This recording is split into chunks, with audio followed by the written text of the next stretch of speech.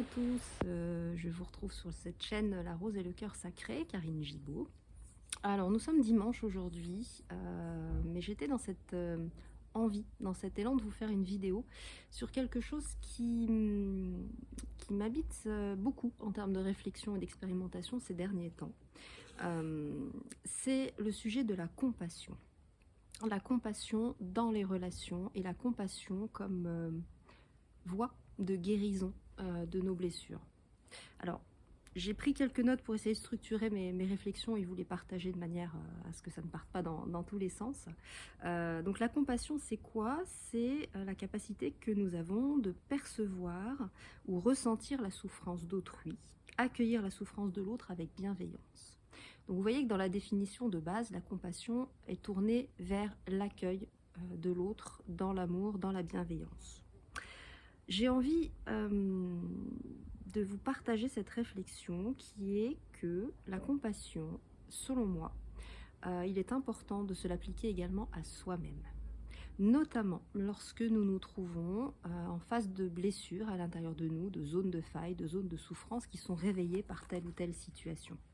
En fait, lorsque l'on a de la compassion pour soi, pour ses souffrances et ses blessures, alors à ce moment-là, on est en capacité d'en avoir pour l'autre.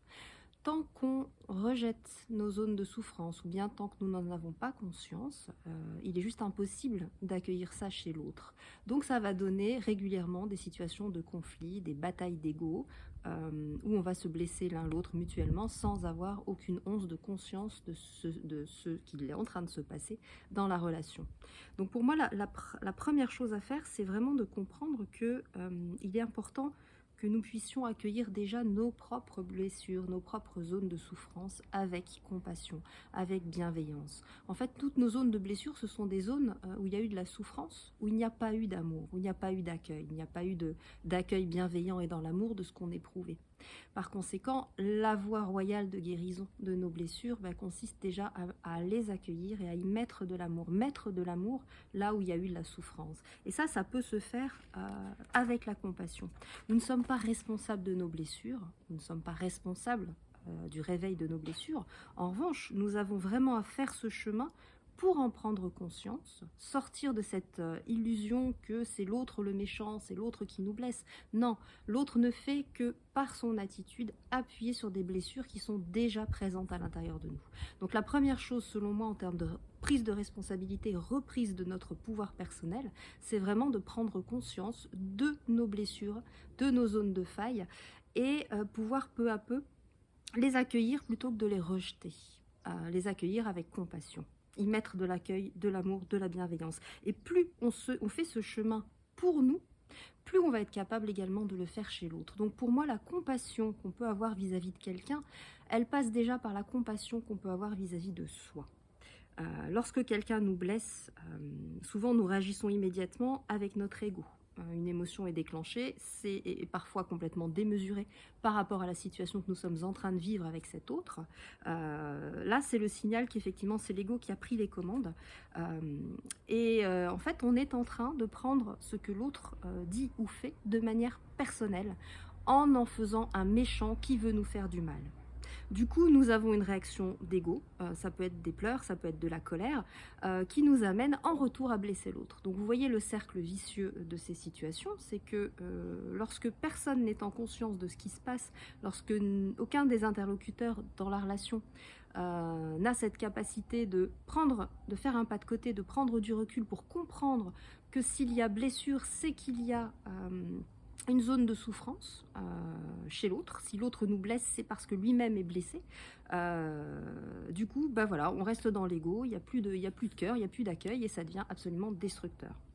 Une des clés vraiment dans ces relations interpersonnelles, lorsqu'il y a conflit, lorsqu'il y a situation d'interaction un peu difficile, un peu tendue, c'est vraiment de revenir à l'un des principes des 4 accords Toltec, que je vous invite à lire. C'est un livre pour moi qui fait partie vraiment des basiques en termes de connaissance de soi.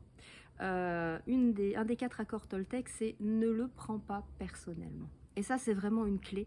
C'est-à-dire que lorsque l'autre dit ou fait quelque chose qui nous blesse, vraiment ne pas le prendre pour nous et se demander si qu'est-ce qui se passe chez l'autre, qu'est-ce qui a déclenché cette réaction chez l'autre, et toujours revenir dans la compassion, de se dire ok, il réagit comme ça, c'est pas par pure méchanceté, c'est parce que lui-même est en souffrance. Donc je vais me mettre dans l'accueil, essayer de comprendre, inviter l'autre également à faire ce chemin, d'aller regarder à l'intérieur ce qui fait souffrance en lui et qui l'amène à prendre une position d'égo destructeur.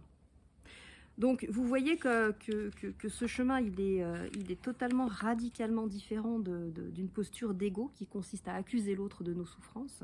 C'est vraiment pour moi une prise de pouvoir, une reprise de pouvoir personnel et une reprise de notre responsabilité sur les interactions difficiles.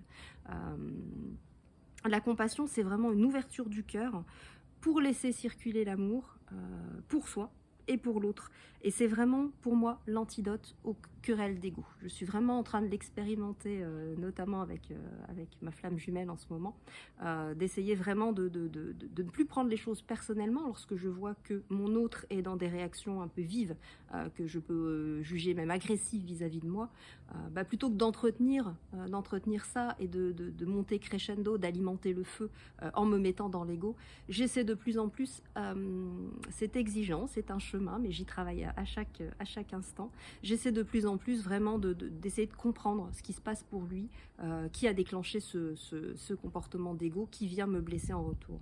En fait, je suis absolument convaincue qu'il n'y a pas de personne fondamentalement méchante ou malveillante. Alors il y en a, hein, on n'est pas dans le monde des bisounours, mais globalement la plupart des êtres humains ne sont pas méchants, ne sont pas malveillants, n'ont pas d'intention de nuire à l'autre. Ce sont, et nous sommes tous, des êtres humains blessés. Notre condition d'être humain, c'est d'être blessé.